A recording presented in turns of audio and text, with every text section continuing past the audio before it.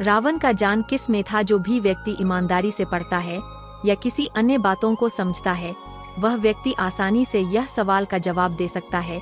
तो प्रिय मित्र, वैसे तो कई बार आपके साथ चर्चा कर चुके हैं इस पर, फिर भी हैरानी होती है हमारे देश के बुद्धिजीवी लोग इस छोटे से भेद को समझे नहीं, इसलिए मनोरंजन के नाम पर सवाल जवाब करते हैं, रावण से ईर्ष्या, प्रेम, घृणा आदि करते हैं।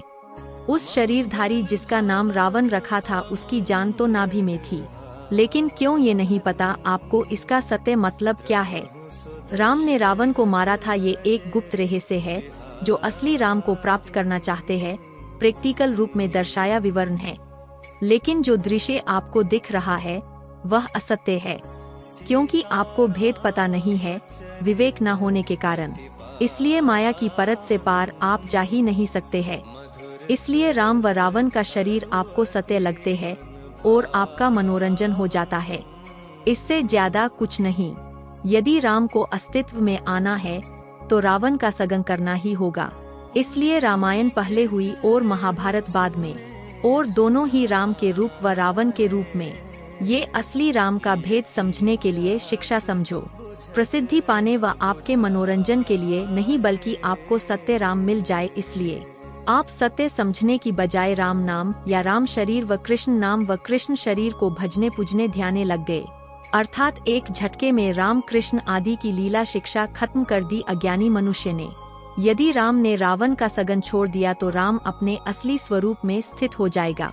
फिर आपको अर्थात भटके जीव को सत्य कौन बताएगा भाई, क्योंकि आप मनुष्य हो और मनुष्य की बोली समझते हो।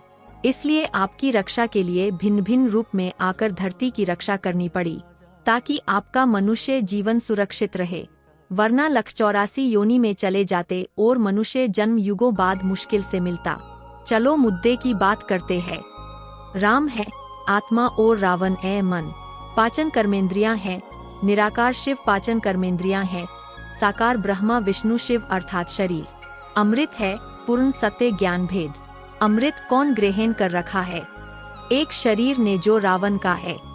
रावण परम ज्ञानी था अर्थात मन रूप में, इसलिए रावण ने 10 सिर अर्थात 10 इंद्रियां काटकर शरीर से अलग कर दी थी, फिर भी नहीं मरा, क्योंकि उसके पास अमृत था अर्थात मन में विचारों के साथ। इसलिए मन में कामुक विचार आते ही इंद्रिय सक्रिय हो जाती है, क्योंकि रावण का सगन है, राम का नहीं।